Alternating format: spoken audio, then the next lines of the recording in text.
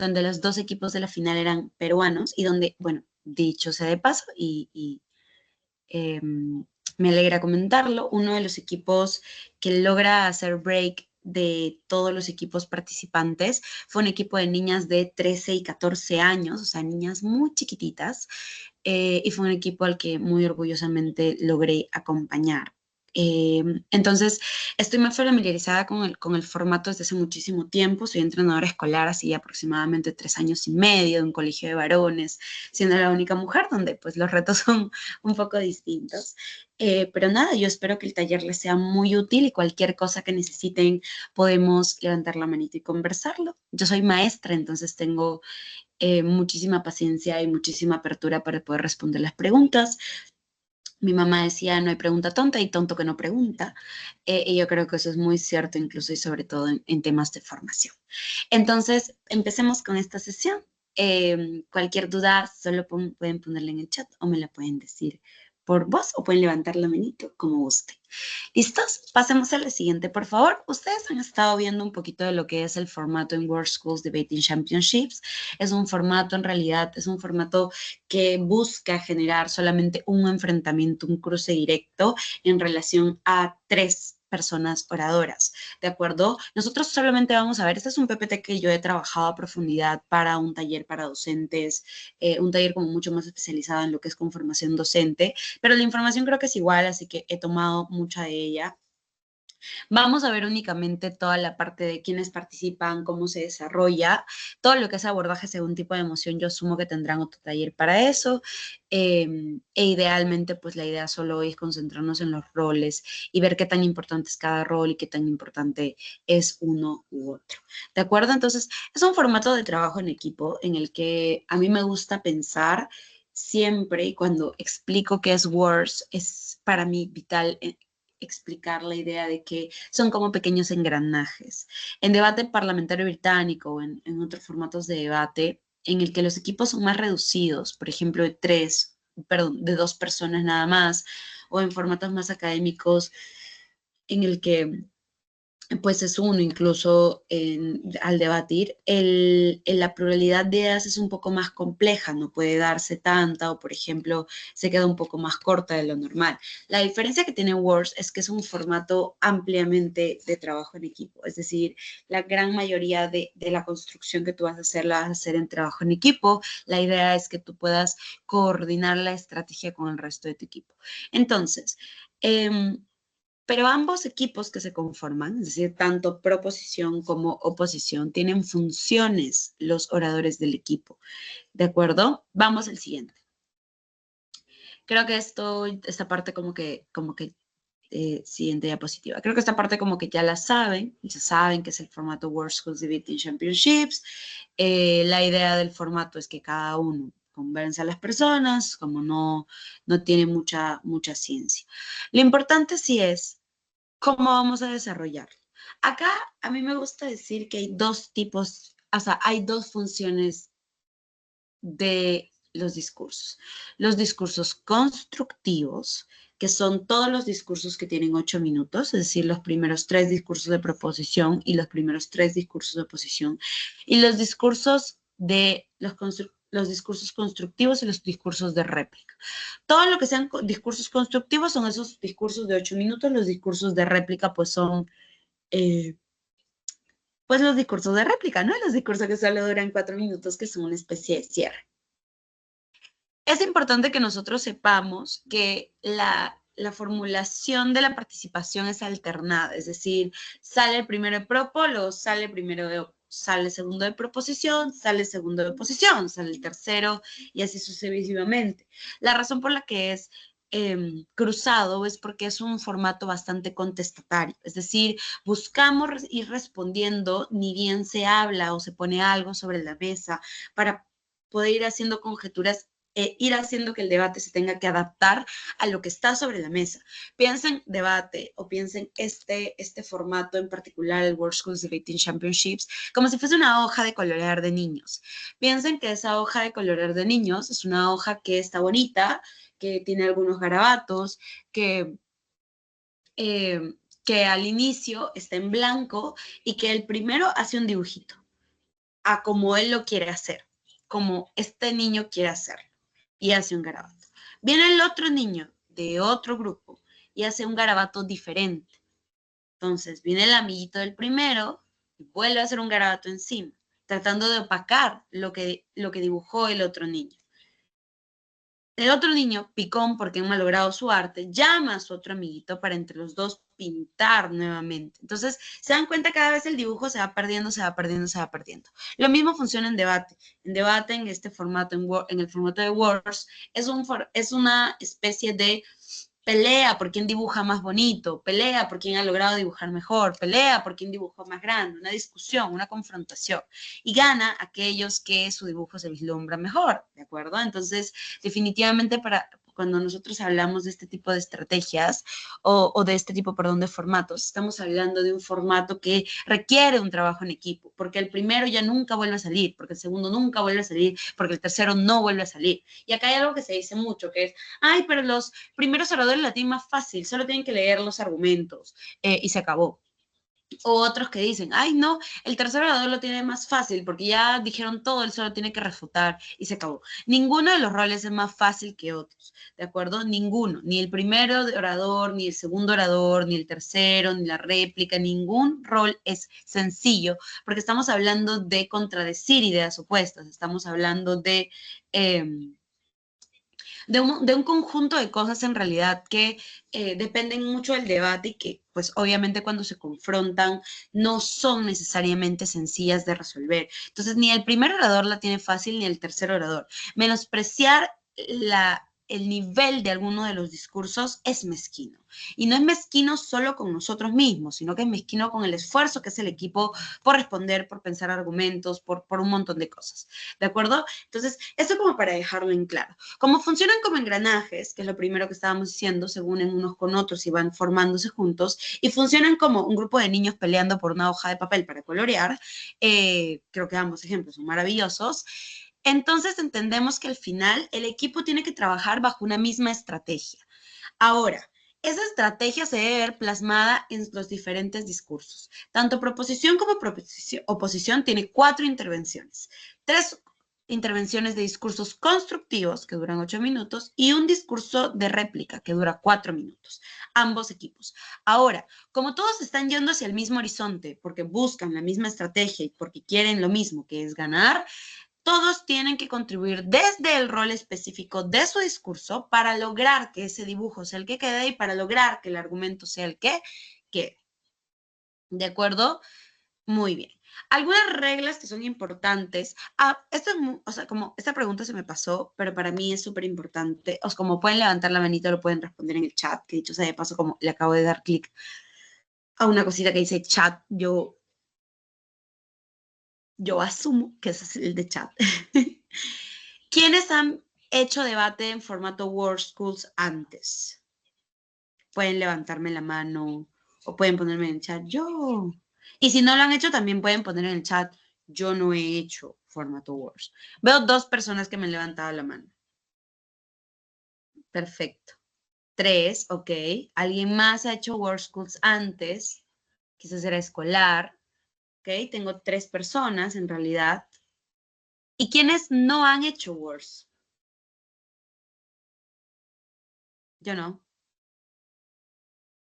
No es obligatorio. Me refiero como en general. Ok, muchos de ustedes no lo han hecho. Entonces, es importante colocar las reglas, como conversar de las reglas porque es un formato nuevo. Y muchas gracias a quienes abiertamente me dicen que no lo han realizado.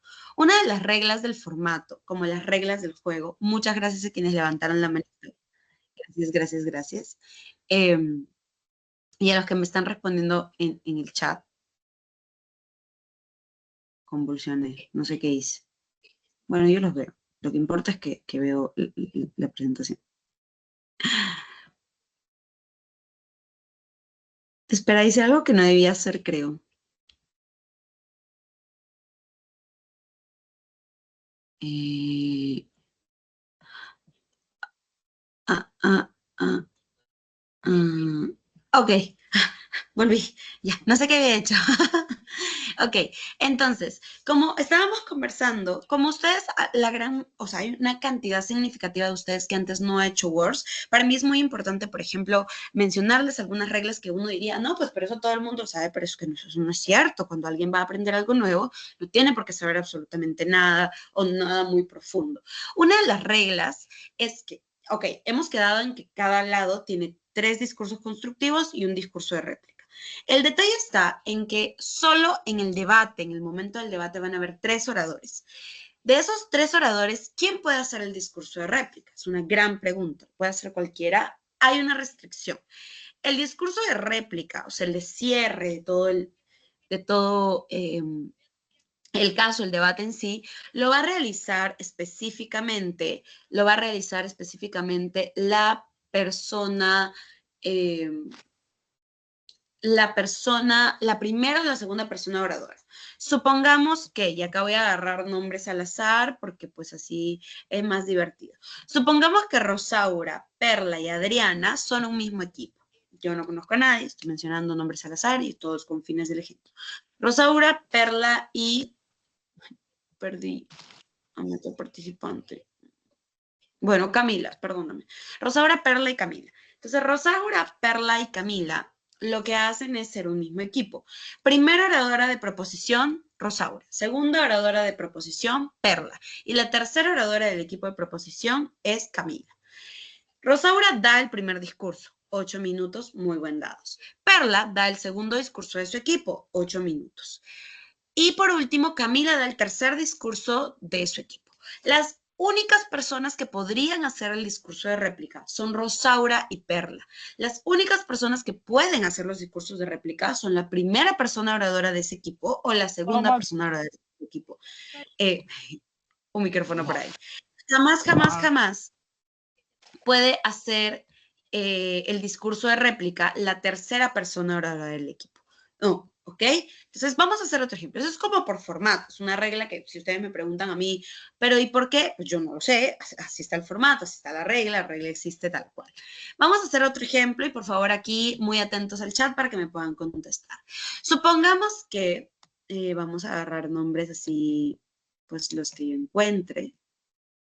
Vamos a ver rapidito. Tenemos acá a John, a José y a Juan. John, José y Juan salen en el siguiente orden. Primero sale John como primer orador de oposición, luego sale Josué como segundo orador de oposición y luego sale Juan como tercer orador de oposición. ¿Quién no puede hacer el discurso de réplica? De John, José y Juan. ¿Quién no lo puede hacer? A ver, cuéntenme así de manera como súper libre. Perdón, yo estoy súper enferma. No sé si alguien lo quiere escribir en el chat o lo quiere mencionar. Tengo a alguien que es como NM, no sé quién es, pero a ver. Por el chat no se puede escribir a menos que no lo permita. Ah, ok. Creo que no, entonces. Pero aprovecho Sí, para ya me responder y diría que Juan no puede Ya activaron decir el el chat. discurso. Ahí está. Juan, perfecto. Muchas gracias a quien activó el chat. Sí, Juan no puede. Juan no puede realizar el tercer discurso. Juan no puede realizar la réplica porque fue el tercero en salir de su equipo. Es una regla muy simple, pero que a veces se le olvida a mucha gente. ¿De acuerdo? Entonces, esto es muy importante porque cuando nosotros estamos trabajando en momentos, por ejemplo, de tensión, hay gente a la que se le olvida y luego estás teniendo al tercer orador diciendo, yo voy a salir como tercer orador, como orador de réplica y es el tercer orador y luego eso genera confusión, nervios y demás. ¿De acuerdo? Entonces, eso. Ahora, otra regla importante que también es importante reconocer, saber y manejar es que, a ver, ¿qué equipo inicia el debate? ¿Proposición, que está a favor, u oposición? Pueden responder en el chat. ¿Qué equipo inicia el debate? Posición. Proposición.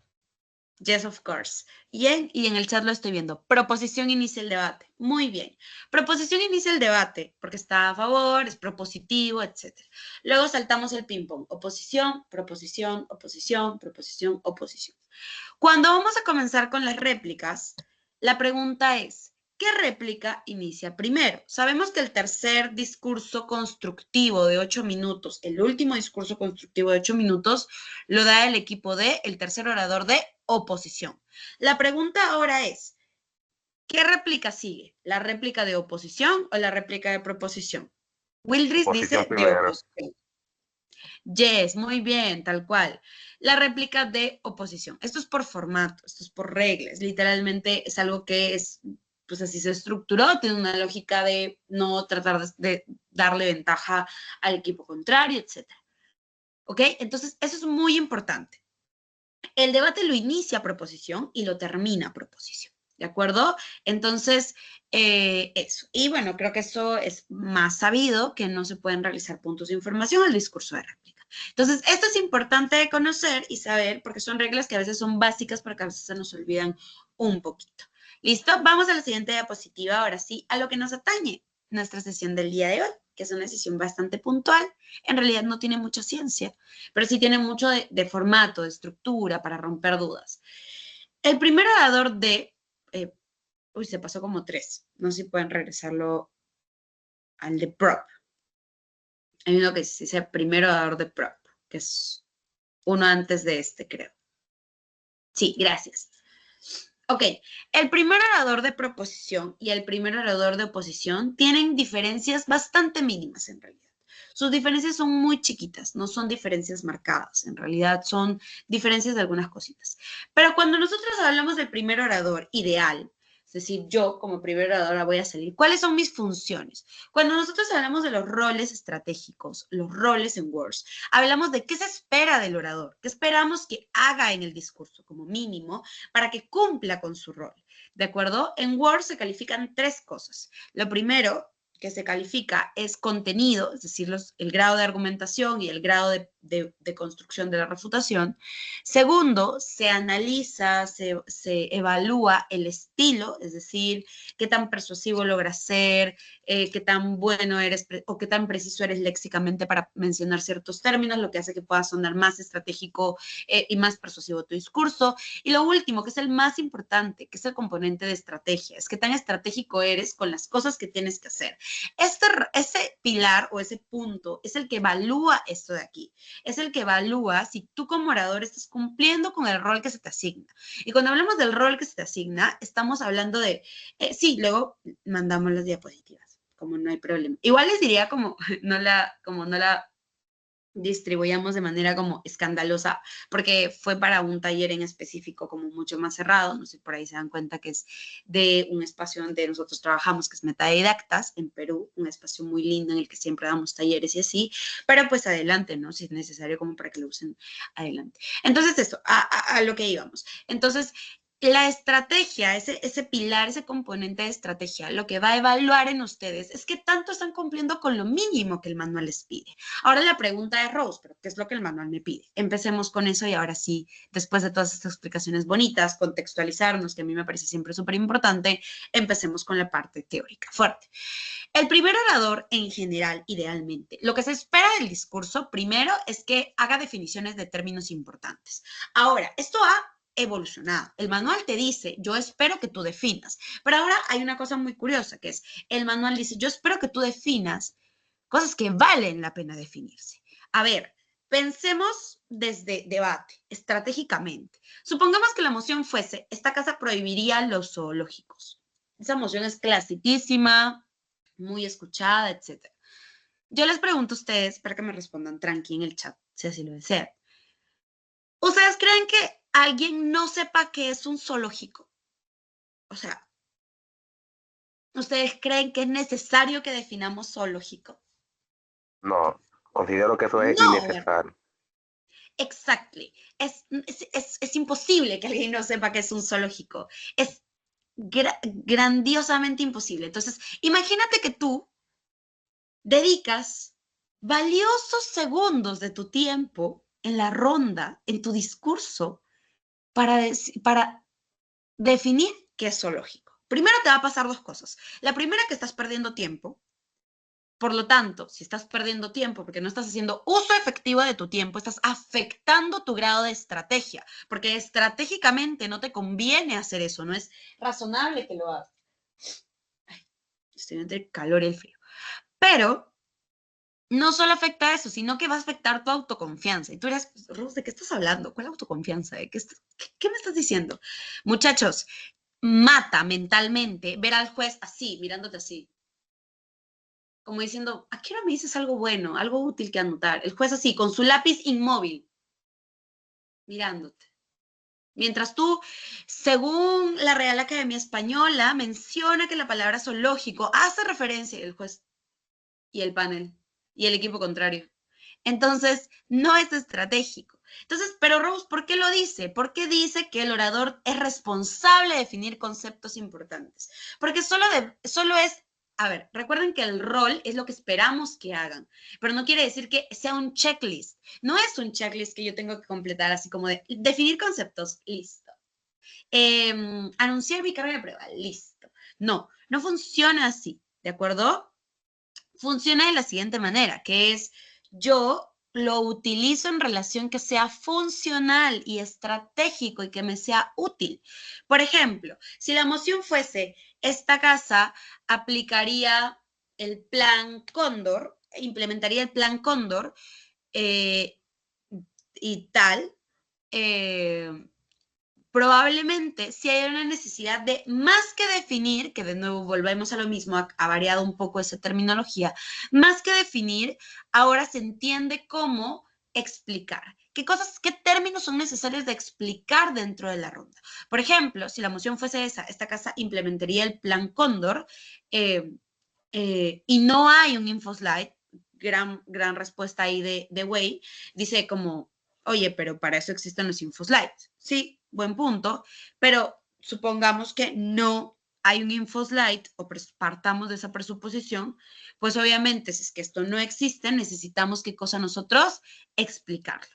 Ahí sí, el primer orador tiene una responsabilidad altamente fuerte de explicar de qué trata lo que está hablando, pero sobre todo explicar algún término en particular. Por ejemplo, esta casa prefiere la filosofía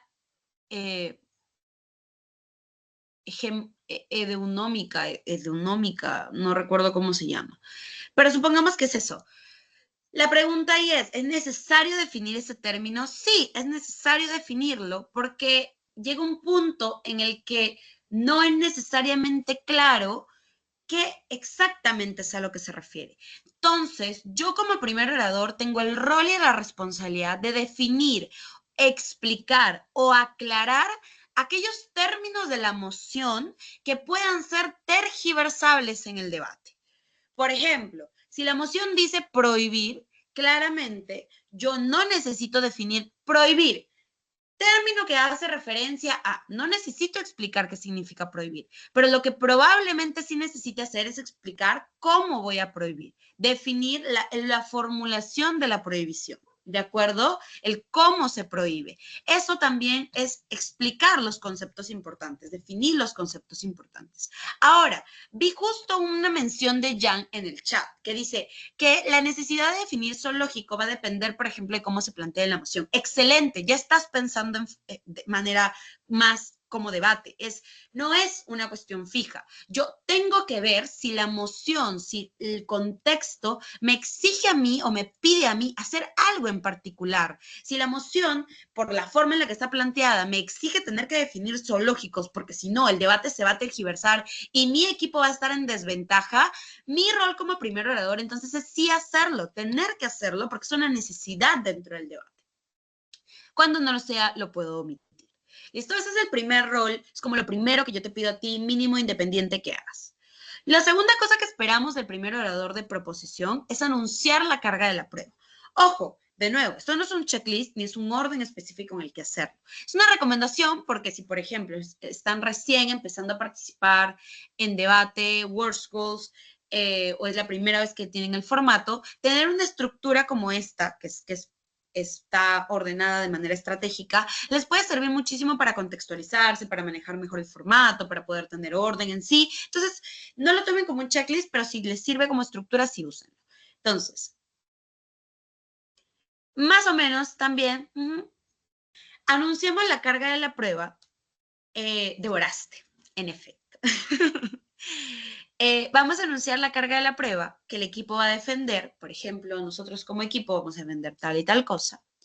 Panel, en este debate, nuestro equipo defenderá, en este debate es necesario entender que como equipo de proposición, bla. La carga de prueba, yo la entiendo y siempre se la explico a mis niñitos o siempre se la explico a las personas con las que yo enseño, que la carga de prueba es una forma de, por ejemplo, es el compromiso que tú firmas con alguien. En este caso es el compromiso que tú firmas con el juez. Yo le digo a ustedes, panel, o sea, a ustedes les digo, en este debate les voy a demostrar lo bonito que es el formato WordScopes. Si se dan cuenta que hay una carga de prueba, es como una mochila, es como una mochila que yo estoy asumiendo. La mochila que yo estoy asumiendo es darme la responsabilidad de demostrarles a ustedes, así, o sea, tienen la mano levantada porque quieren hacer preguntas. Yo dije como, la dejaron levantada. Ahorita les doy pase. Termino de explicar esto y les doy pase. Muchas gracias por la observación.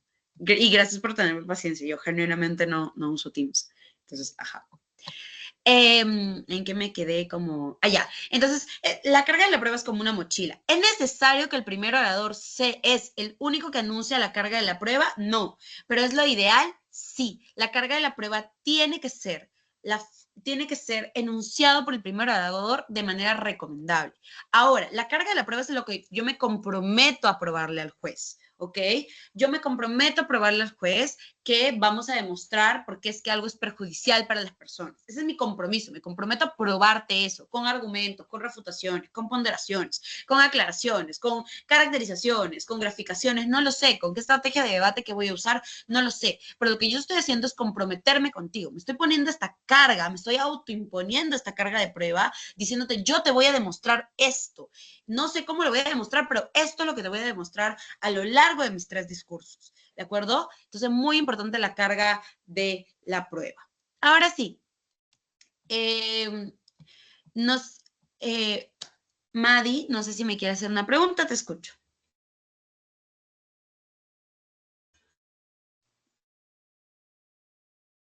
Muy buenas, soy Roberto. Dame un ratito, Roberto. Madi, ¿tienes la pregunta o quizás no? Ok. Estaban bajando la manito, pues. Kimberly y luego Roberto, y luego voy bajando a los que tengan otra duda. Buenas noches, ¿se me escucha? Sí, adelante, dime. Realmente no era para usted la pregunta, pero en lo que usted me estuvo explicando sobre la primera oradora, quería plantear si habría otras cosas otras características para la primera oradora, como lo que dijo que algo más sobre la primera oradora. Sí, sobre vamos a continuar viendo. Sí, no te preocupes. Vamos a continuar viendo cuáles son el resto de elementos y cosas que completa de manera progresiva. No te preocupes. Y gracias por la pregunta. Roberto. Bueno. Bueno, muy buenas noches. Bueno, gracias. Mi nombre es Roberto. La pregunta que yo quiero hacer no es tanto acerca de lo que usted explicó, sino que yo en el taller yo entré a mitad, entonces lo primero que usted dio, yo no lo pude escuchar para saber si va a haber otro taller en algún X tiempo antes del debate, para yo informarme de lo primero que usted dijo, porque yo no estaba. No te preocupes, se está grabando el taller y probablemente se los pasen. Ok, está bien, muchas gracias. Vale, Ya, no, pues. a ti por el interés. Angeli.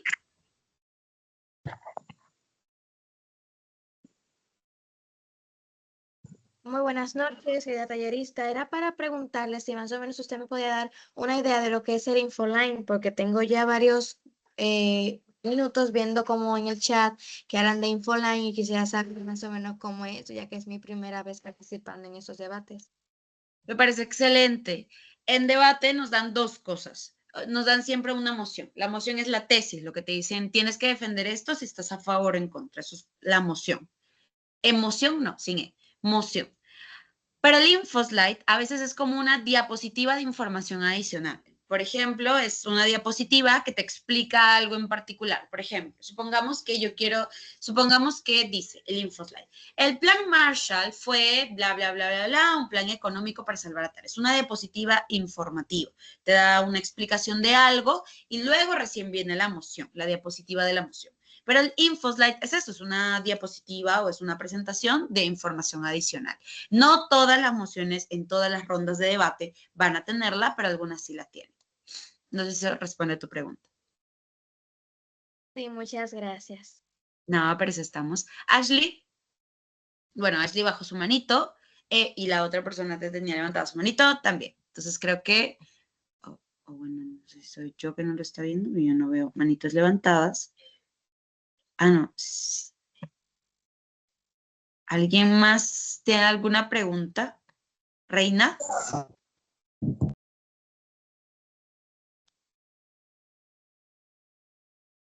Es que no hay diferencia. Sí, buenas noches. Gracias Dime. por la palabra. Realmente me confirmaron, o más bien me respondieron, pero quería confirmar. Mi pregunta es, ¿de qué manera, es decir, si física o de manera verbal, y cuándo se emite la carta que usted mencionó? Es decir, si recuerdo bien, la carga de prueba. Uh-huh. ¿Tu duda es cuándo se dice, me refiero? ¿Te refieres? Exactamente. Ok, se da, el primer orador es algo así, miren, es como, no sé, si la moción fuese de esta casa prohibiría los zoológicos, yo puedo empezar mi discurso de la siguiente manera. Panel, consideramos que no es necesario hacer ninguna definición en este debate, vamos a pasar directamente con lo que nosotros queremos demostrar. Primero, nuestra carga de prueba es la siguiente. Vamos a demostrarte que los zoológicos son muy dañinos para los animales y son nocivos para el cumplimiento de sus derechos. Esa es nuestra carga de prueba, eso es lo que nos comprometemos a probarte durante nuestros 3 discursos. Así, tan sencillo como eso. Es qué es lo que yo, con todo mi equipo, hemos resuelto que es lo más importante y que por lo tanto te lo vamos a demostrar, te lo vamos a probar. No sé si eso lo deja claro o sigues teniendo alguna duda, podemos buscar otro ejemplo igual. No, muchísimas gracias, comprendí. No, ok, listo. La primera manito que tengo levantada, que voy a aprovechar, creo que puedo bajarlas. Algunas que ya respondí. Eliani es la siguiente que tengo con la manita levantada. Eliani, no sé si tienes una duda. No sé si me escucha. Sí, ¿Me te están escucho súper escuchando? bien. Cuando usted está hablando de los oradores, bueno, ahora yo tengo esta cuestionante. ¿Cuáles son los puntos más importantes que uno tiene que decir a la hora de discursar? Ya como usted dijo que no es necesario definir si es un tema claro, como por ejemplo el del zoológico, ¿cuáles son los puntos importantes que se tienen que hablar al debatir? Dependiendo del rol, hay un conjunto de cosas importantes. Perdón, Por al ejemplo, discursar. al dar el discurso, o sea, yo creo que siempre es como muy importante, o sea, quiero entender la pregunta, es como, ¿te refieres como a la parte más expresiva o te refieres como lo que tendríamos que hacer durante el discurso constructivo? No, o sea, los puntos para definir, o siempre cuando uno está discursando, uno tiene como esa base para decir las cosas. ¿Cuáles son esos puntos ya para discursar con una mejor base, sin tener ya que definir la palabra? Es decir, tener buena argumentación. Yo creo que sencillamente como cuando está muy claro, no es necesario hacer más asumiciones, sino de frente empezar con las explicaciones que sean necesarias. Empezar a decir la carga de prueba, empezar a decirle, por ejemplo, empezar a decir los actores más importantes del debate, empezar a explicar cuáles son tus argumentos, o sea, de manera muy directa. Yo creo que lo mejor es irnos principalmente a tratar de probar eso que otras cosas dentro del discurso. No sé si eso responde a tu pregunta.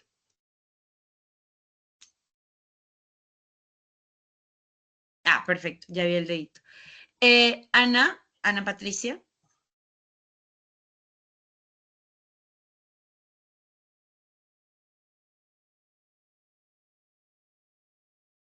¿No? Ok. Ashley. Ok, ¿me escucho? Sí. Bueno, mi pregunta es simple, porque según lo que usted explicó, mi pregunta vendría siendo, o sea, ¿cuál cree usted que es el error más común que cometen los primeros oradores al comenzar su discurso y cómo se ayuda de todos, cómo podríamos evitarlo?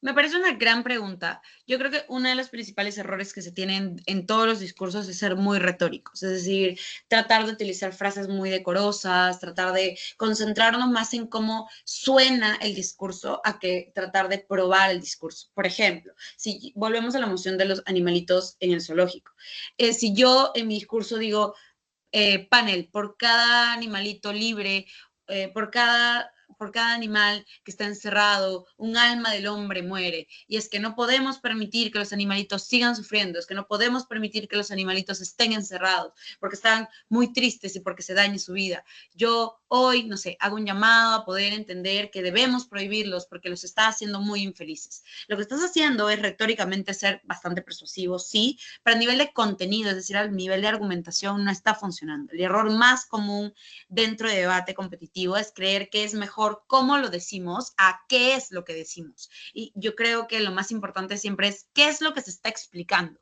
qué quiero probarte, qué quiero explicarte. Entonces, eso idealmente yo creo que es el peor error y la idea es siempre resolver ese error. No sé si eso responde a tu pregunta.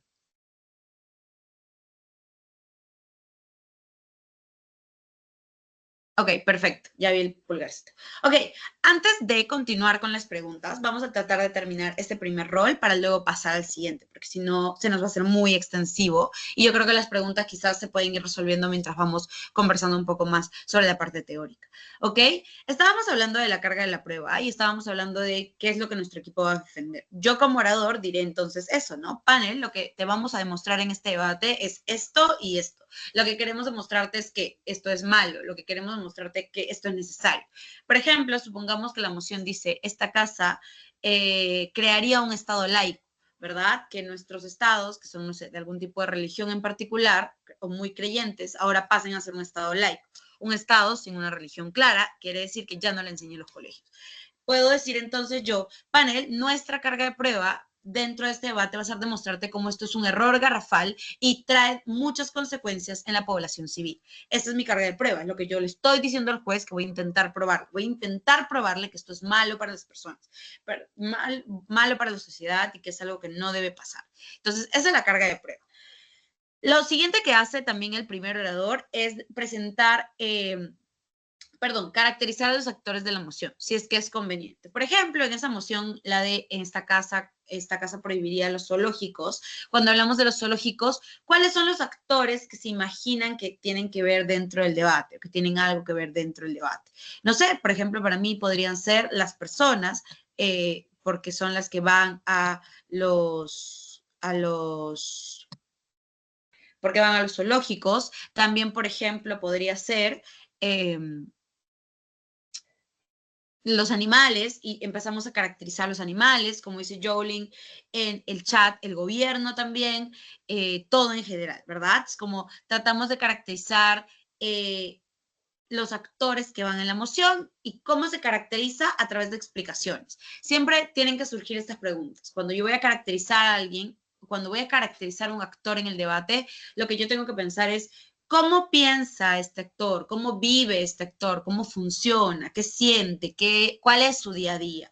Eso es caracterizar. Decir, por ejemplo, ¿no? Panel, vamos a caracterizarte a uno de los actores más importantes de esta emoción, que son los animales. Empecemos. ¿Cómo viven estos animales en estos zoológicos? Creemos que viven así, así, así, así, así. Panel, ¿cómo se sienten estos animales cuando están expuestos a esto? Se sienten así, así, así, así, así. Esas explicaciones son la caracterización de los actores, porque tú es como si le estuvieras narrando al juez un cuento y le estuvieras diciendo, oye, mira, así se siente esta parte del debate, así se siente esta parte de la historia, se siente esta parte importante de lo que estamos debatiendo. Entonces, ponle mucha atención.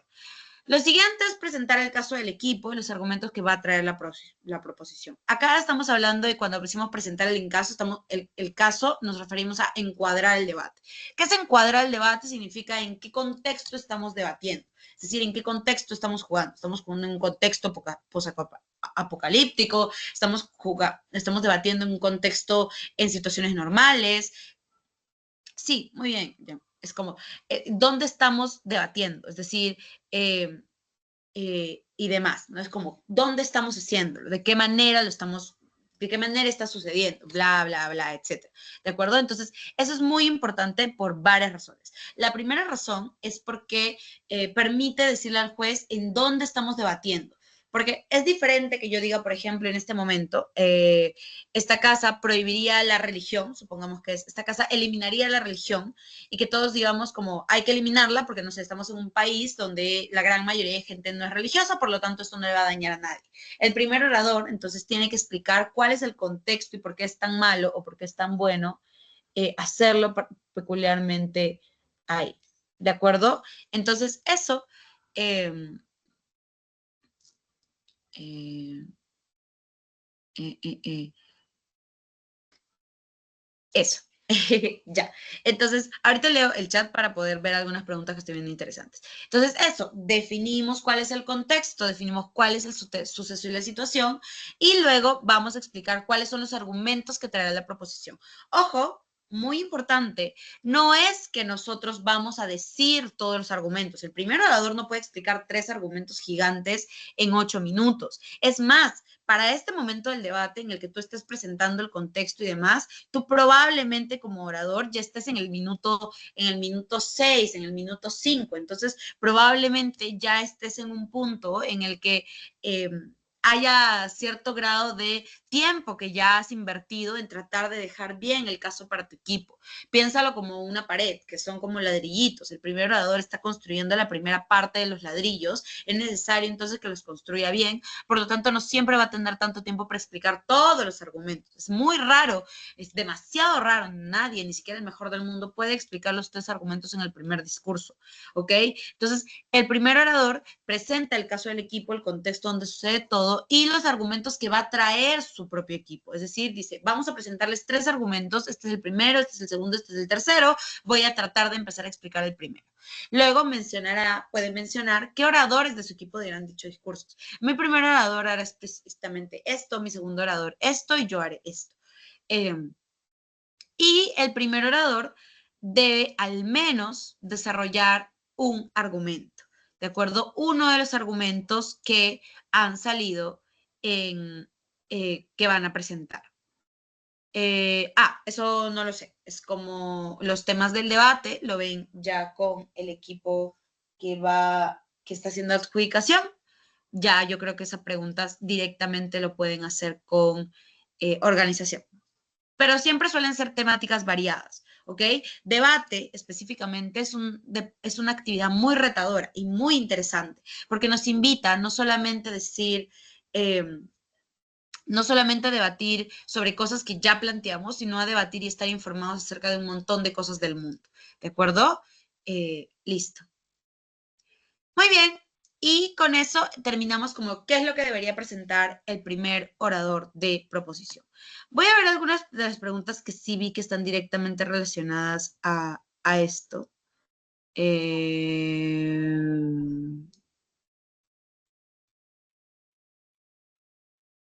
No, no, no, no, no, no, no.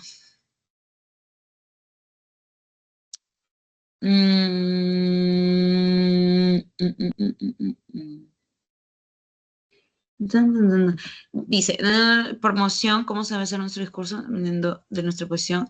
O sea, es que no hay una estructura promoción. Hay tipos de emociones que creo que supongo que es un taller que llevarán después, porque pues, si no nuestro taller sería en efecto excesivamente largo. Pero es un taller, o sea, hay varios tipos de emociones y dependiendo del tipo de emoción, lo ideal es que nosotros planteemos una forma en la cual nos dirijamos a ese tipo de emoción para tratar de cumplir lo mejor posible con ella. Eso es bastante teoría, creo que probablemente lo verán en otro taller. Y así.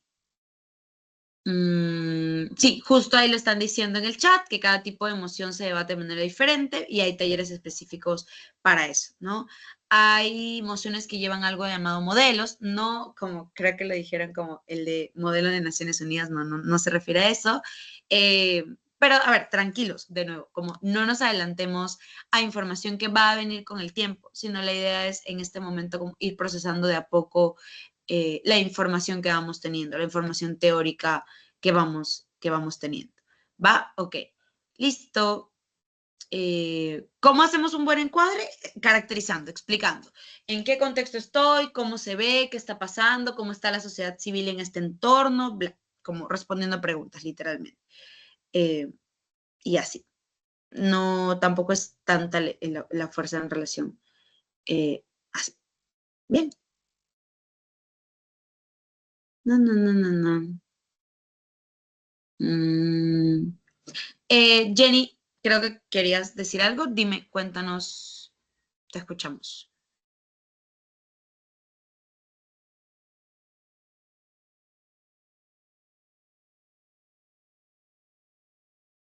Ok. ¿Listo?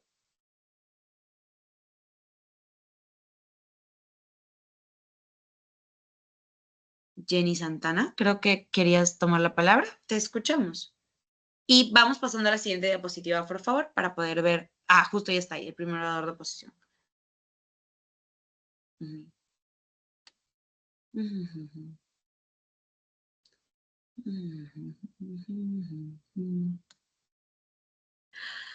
Acerca de los discursos, en especial el primer orador, es necesario abarcar los 8 minutos con información, a lo mejor no tan importante, o uno con un argumento fuerte pero corto.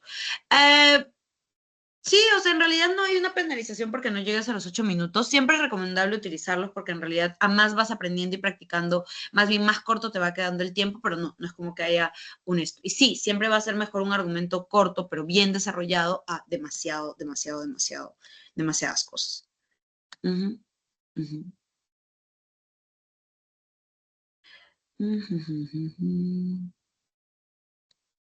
Listo. No se te escucha, Jenny. O sea, yo no logro escucharte. Listo. Juli dice como que es el encuadre. Supongamos que la moción fuese, esta casa permitiría que los adolescentes votaran. En ese debate, cuando nosotros nos preguntamos, ¿dónde estamos debatiendo? Nosotros decimos, no, bueno, estamos debatiendo en la nada. Estamos debatiendo en un contexto en particular. ¿Cuál es probablemente ese contexto? El contexto probablemente es el encuadre, o sea, es donde suceden las cosas, es encuadrar, que es el contexto donde pasan las cosas, es probablemente un lugar donde estén sucediendo elecciones, o sea, comisiones electorales, donde estén eligiendo autoridades. Entonces, la pregunta para encuadrar es, ¿qué está pasando en ese lugar? ¿Cómo se ve? ¿Qué hacen las personas que están en ese lugar? Bla, bla, bla. Eso es encuadrar. Es como más o menos así. Entre el discurso del tercer orador y el discurso de réplica. Vamos a llegar ahí, Kiara. Me parece una gran pregunta. Vamos a llegar justo a eso. El primer orador de oposición en realidad hace cosas muy similares al primer orador de proposición. En realidad, incluso no hay tanta diferencia. Él, de nuevo, en los casos en los que sea necesario, el primer orador de oposición va a impugnar la definición si es que esta con la considera tramposa o si, por ejemplo, como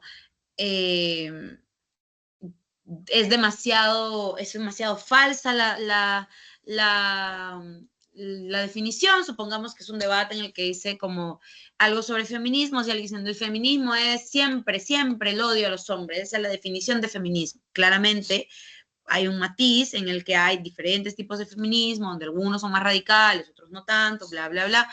Por lo tanto, hay que impugnar esa definición porque no nos es conveniente.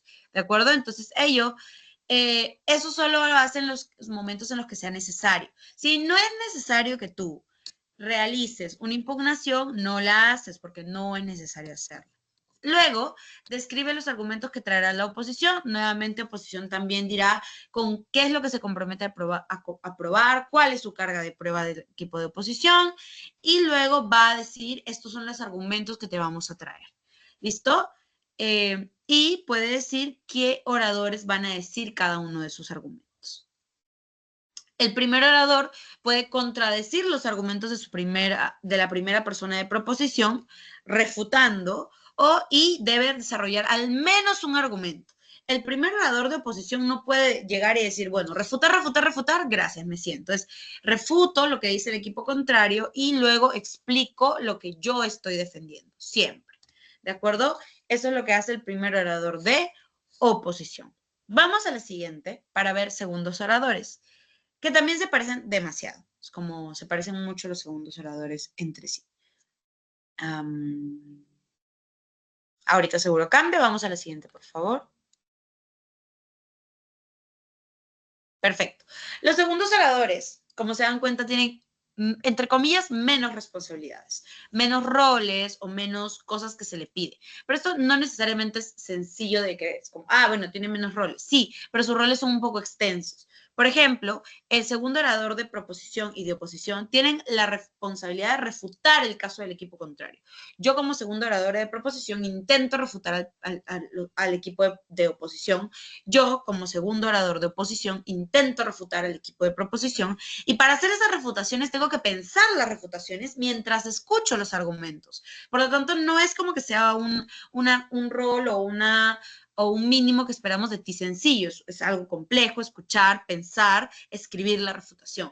Escribir lo que escucho, pensar lo que escucho, pensar una refutación, escribir la refutación, seguir escuchando. Eso es un proceso que requiere agilidad mental y eso solo se logra practicando. Debatir, practiquen entre ustedes y demás para que podamos desarrollar eso. Lo otro que hacen los segundos oradores, es decir, si un segundo orador no refuta, está perdiendo estrategia, no está cumpliendo con el rol que se le encomienda. Lo otro es reconstruir los argumentos, es decir, si el equipo contrario refutó mis argumentos de mi equipo, yo tengo que reconstruirlos, tratar de hacerlos más fuertes, tratar de explicarlos con otras ideas, pero volver a retomar esos argumentos para que vuelvan a ser fuertes. Y luego, el segundo orador es el último que puede argumentar. El tercer orador no puede presentar argumentos. Muy importante, el tercer orador no puede presentar argumentos nuevos. Por lo tanto, la última persona que puede presentar carga argumentativa, es decir, argumentos como tal, es el segundo orador. Por lo tanto, el segundo orador tiene funciones principales, pocas pero principales. 1, refutar al equipo contrario. 2, reconstruir sus propios argumentos. Y 3, presentar más argumentos. ¿Claros hasta ahí? ¿Sí? Creo que está bastante claro. Bien. Terceros oradores. Gracias por los likes.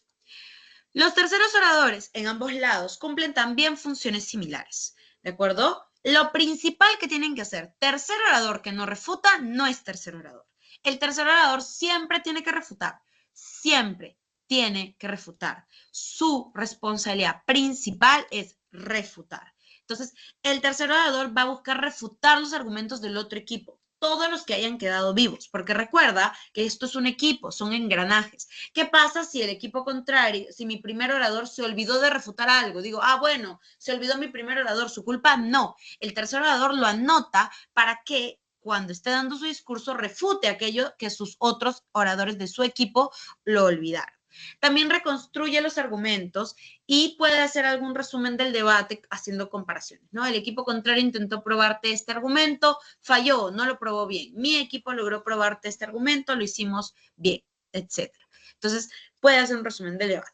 El principal rol de los terceros oradores es refutar y comparar nuestros casos. ¿Qué caso está mejor probado? ¿Qué caso está mejor presentado? Bla, bla, bla. Esa es la idea. Entonces, los terceros oradores son uno de los roles y pilares fundamentales, al igual que el segundo y al igual que el primero. Los tres, se dan cuenta, se complementan, no hay ninguno más importante que otro, ninguno más valioso que otro. Entonces, estos son los 3 roles constructivos, 3 roles de 8 minutos.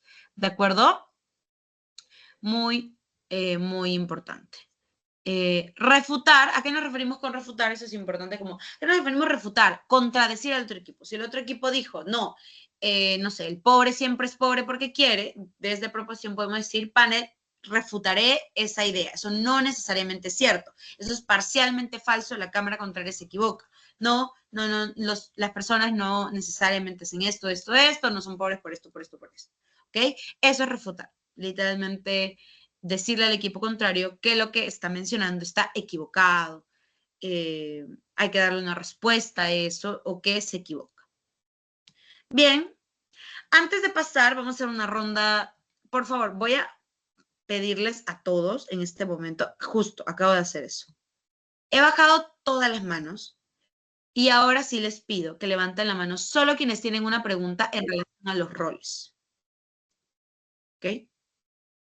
Ya veo que hay algunas manitos levantadas en relación. Empezamos con Solfrangi.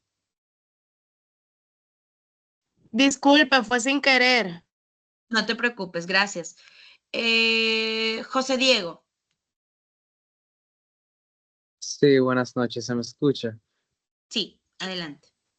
Ok, es una pregunta que yo tengo acerca del rol del segundo orador, que se menciona que una de sus funciones es rec- reconstruir los argumentos. ¿A qué se refiere exactamente con reconstruir? Ok. Supongamos que el equipo contrario, supongamos que yo estoy probando que los animales sufren mucho en los zoológicos porque no les dan buena comida, porque no los tienen en buenos lugares o no limpian sus jaulas. Yo he construido ese argumento, he construido mi argumento. Viene el equipo de oposición y dice, panel, y me refuta. Eso es mentira. El equipo contrario está mintiendo. Los animales son felices, sí limpian sus jaulas, las personas sí se dedican a darles buena comida, les dan comida balanceada a los animales. Lo que está diciendo la cámara contraria es falso. Mi argumento ha quedado como que débil, ha quedado debilitado, porque ahora el equipo contrario me ha refutado. Lo que hace el segundo orador es llegar y decir, panel, la cámara contraria nos dice que los animales, reconstruir esa idea, volver a darle más fuerza a ese argumento. Lo que dice la cámara contraria es que los animales igual están felices porque tienen buena comida y porque tienen buenos espacios. Panel, consideramos que esto está equivocado por las siguientes razones. Primero, a pesar de que limpian sus jaulas, esto no es la cantidad de veces necesaria para que los animales se sientan bien. Segundo, a pesar de que tienen entornos en los que dormir, estas jaulas son muy pequeñas. El equipo contrario se equivoca al decir que están felices porque esas jaulas son tan pequeñas que se sienten asfixiados, amarrados y apresados, bla, bla, bla. Eso es reconstruir. Lo que yo he visto que el equipo contrario ha atacado de mi equipo y lo ha dejado débil, trato de darle muchas razones más y fuerza a ese argumento para que vuelva a estar reconstruido, es decir, vuelva a estar argumentado. ¿Se entendió?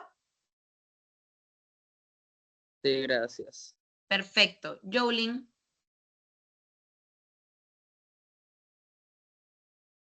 Jolene Jiménez. Primero que todo, buenas noches. Me encanta su explicación, tengo que decirlo. Ahora bien, mi pregunta. Es en base al primer rol. Se me ha enseñado cuando yo participé en la etapa centro que entre uno de mis roles se encuentra también presentar tipo los criterios que debe cumplir ambos equipos. Yo sé que la diapositiva muestra que solo debo mencionar el mío, pero me pregunto si tengo la opción de solo mencionar el mío o de mencionar ambos o solo debo de mencionar el mío. Puede ser estratégicamente cualquiera de los dos, y muy buen traído, que es algo llamado métrica, que es ¿quién debería ganar el debate? Es esta pregunta muy simple. ¿Quién debería ganar el debate? Debe ganarlo, y yo pongo sobre la mesa el criterio, debe ganarlo el equipo que compruebe mejor su argumento.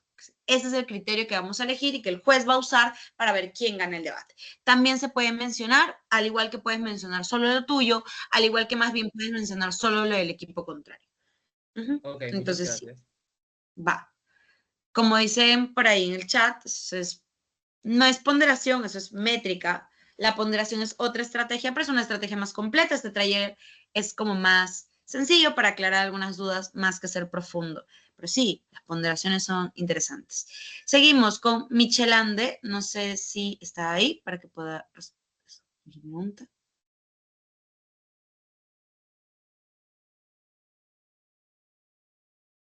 Si ya respondimos su duda, por favor, bajen su manito para poder ver a los demás.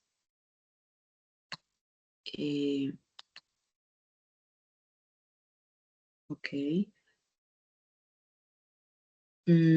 Ok, no, Michelande no lo veo. Vamos con el siguiente. Jolin ya había participado. Elías. Ok, ¿se escucha? Sí. Buenas noches, primero que todo. Quisiera que usted hiciera un énfasis en los segundos oradores y que en los terceros oradores usted pudiera como que profundizar un poco más. ¿En qué sentido? O sea, es que lo que pasa es que los roles son muy sencillos. O sea, como lo que tienen que hacer es refutar, contradecir lo que está diciendo el equipo contrario, reconstruir los argumentos y tratar de probar argumentos nuevos si es segundo orador. Si es segundo orador, si es segundo orador. Si es tercer orador, su rol principal es ser altamente refutativo, comparar qué equipo ha probado mejor sus argumentos y reconstruir algunos argumentos. O sea, no tiene mucha ciencia.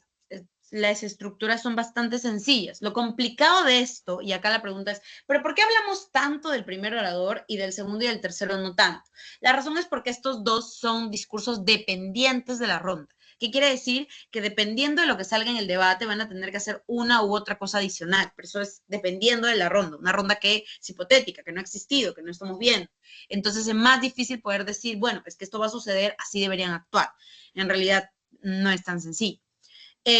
Por eso es que son dependientes. Eso.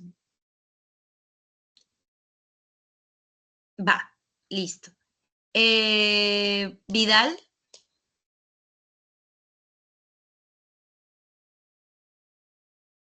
Bueno, ¿se me escucha? Un poquito bajito, pero sí. Ah, se me... Te escucho. Uy, ya no te escucho. Ya, ¿se me escucha Ahora mejor? sí. ¿Ahora se me Sí. escucha mejor? Ah, ok. ¿Qué pasa si, una duda que yo tengo, una curiosidad, ¿qué pasa si alguien no cumple correctamente con su rol? Muy bien, es una gran pregunta. Cuando uno no cumple con su rol, el problema es que si, por ejemplo, te estás olvidando de refutar, el equipo está perdiendo el debate. O sea, no es como que esté perdiendo automáticamente, pero está perdiendo posicionamiento dentro del debate. Si tú no refutas y el otro equipo sí, si el segundo orador no reconstruye sus argumentos y el otro equipo te sigue refutando, el argumento va a seguir más y más y más y más débil. Cuando uno no cumple con el rol y no cumple con lo que se espera del discurso, debilita a su equipo. No es como que haya una falta, de nuevo, no es como que el juez está con un checklist y dice, listo, refutó, check, ahora sí. No, pero es dependiendo del debate, se puede dar cuenta que no estás cumpliendo tu rol porque no estás logrando refutar o contradecir al equipo contrario, no estás logrando responderle a sus ideas, no estás reconstruyendo tus propias ideas, ni presentando argumentos nuevos, por lo tanto, pues se da cuenta de que no estás cumpliendo tu rol. Y eso, Y más que, que una penalización, vas perdiendo el debate. ok, Dime. pero si dices algo que no, o sea, es verdad, pero al mismo tiempo no es verdad, ¿sabes? Como y el equipo contrario sabe que eso no es verdad y dice, no, eso no es verdad porque tal y tal cosa, eh, pero tú lo dices. Ok, eso va a depender mucho del votante promedio informado, que es, las personas juezas en el formato World Schools Debating Championships los juzgan personas votantes promedio informadas, es decir, personas que conocen un poco del mundo. Si lo que tú estás diciendo es abiertamente y escandalosamente mentira, probablemente la persona jueza no se lo crea, por más que el equipo contrario no te diga eso es falso. ¿De acuerdo? No es como que la persona jueza, o sea, la persona que te está juzgando es una persona que solo te va a creer todo lo que digas, ¿no? Te va a creer en tanto a la medida que es posible que tú lo argumentes bien y segundo, que realmente sea creíble. Entonces, no, ahí, ¿qué pasa si el otro equipo me dice que es falso, que es verdadero? Pues dependiendo de lo que diga el juez, verá qué tanto asimila o no. Eso, listo. Edgar. Buenas noches a todos, ¿se me escucha bien? Sí, se te escucha súper bien. Ok, yo tengo dos preguntas. En la primera, que es un poco más sencilla, es que he visto cómo se desarrollan algunos debates en línea del World School y me nace una pregunta porque hay un requisito para poder pasar según los jueces que hay que mantener un contacto visual con ellos. Pero por lo que he visto, usualmente uno se para en un podio y tiene que leer obviamente un discurso, así que ¿cómo uno puede mantener el equilibrio entre tener un estilo dinámico y no tener que literalmente leer todo un texto durante 8 minutos? ¿Cómo uno mantiene ese equilibrio? En realidad, gracias por la pregunta, por cierto. En realidad el formato no evalúa tanto estilo. O sea, evalúa estilo en el sentido de qué tan persuasivo puede ser, no por lo mucho que mires al juez, sino por la suficiencia de las cosas en las que estás diciendo. A ver, por ejemplo, es diferente que yo les diga, está muriendo gente en la guerra de Israel contra Palestina, que yo les diga panel.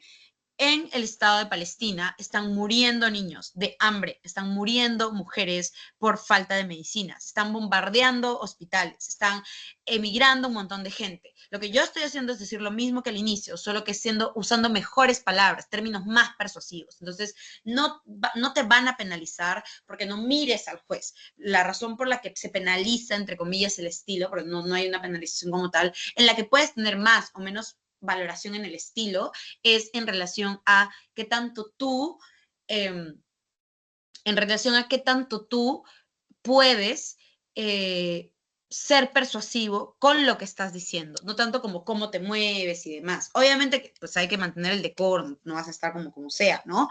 Pero la idea es, más que la preocupación por mantener el estilo, siempre hay que preocuparnos por qué es lo que estamos diciendo y de qué manera lo decimos para que suene más persuasivo. Entonces eso, como tranquilidad por esa parte. Y así. Sí. Ok, comprendo. Entonces sería como que un equilibrio, centrarnos más en el contenido de nuestro discurso, solo que no hay que perder tanto la línea, ejemplo, de moverse, utilizar ademanes y todo eso. Ser Ajá. persuasivo. Ujú, Ok, ujú, comprendo. ujú. La segunda Y pregunta, preocuparse. Dime, dale. no, siga, usted siga. Como siempre, concéntrense, y mi recomendación siempre va a ser concéntrense más en que lo que están diciendo esté bien probado que cómo lo estén diciendo. Ahora sí, tu otra pregunta, cuenta. Ok, mi última pregunta sería, es que yo no pude muy bien entender todos los pasos que conlleva ser un buen orador de oposición, el primer orador específicamente. Se lo podía repetir para anotarlo. De manera muy puntual, es exactamente lo mismo que hace el primer orador de oposición, de proposición. Las cosas adicionales que hace el orador de oposición es directamente refutar, porque ya tienes carga de proposición que tendrías que responder y decir que es falsa o que es verdadera. Y lo otro adicional es que puedes impugnar definiciones, es decir, cuando hay algún término mal ejecutado o cuando hay un término, por ejemplo, que es tramposo al momento de explicarse, podrías decir que ese término pues no corresponde al debate y de explicar más bien tú cuál es el término correcto. Son las únicas diferencias, pero prácticamente los primeros oradores en propo y en opo tienen las mismas facultades. La diferencia más grande es que el de oposición sí puede refutar. Ok, comprendo. Muchas gracias. A ti por la pregunta. Ok, teniendo eso listo, Ana Patricia, ¿nos puedes, por favor, tu pregunta? Buenas noches. Buenas noches, cuéntanos. Yo quisiera saber cómo, si usted podría decirme, cómo sonaría un discurso a base de todos sus, de cada rol, de cada rol. ¿Usted entiende la pregunta? Sí, cómo sería un discurso de cada rol. Yo creo que hacerlo ahorita sería que yo me tire como todos los minutos yo creo que es muy improductivo. Lo que puedo hacer, y me parece súper funcional, es yo les voy a mandar un video a través de la persona que estaba organizando, de las personas que están organizando esto. Yo les voy a pasar a través de ellos el link, yo le voy a decir a Junior que le paso uno y que él se los envíe. Les voy a mandar un debate en Words para que pues, ustedes puedan ver puesta en escena cómo se desarrollan los 3 discursos, que creo que es lo mejor en temas de tiempo.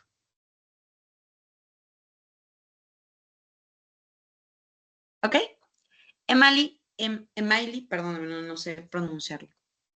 También es como que yo, ¿cómo sonaría uno si tener esos errores que hemos mencionado? Pero yo creo que eso se resuelve muy tranquilamente. O sea, tienes que escuchar a alguien debatir para que notes los errores y tienes que debatir para corregir los errores. O sea, es debate mucho de práctica y error. No es como que tan de manual. No es como hay un procedimiento particular. Es ensayo y error constantemente. Sí. Hola Rose, es Junior por acá, no sé si se me escucha bien. Se te escucha. Sí, ¿qué tal si antes de continuar excusándome con los chicos, con las preguntas, la dejamos para el final y entonces continuamos con la réplica, que es lo que queda? Sí, va, porque si igual y no quedaban tantas preguntas y solo nos faltan los discursos de réplica. Y había por ahí una pregunta muy, muy dura que era necesario responder, que cuál es la diferencia entre los discursos de réplica y los terceros discursos.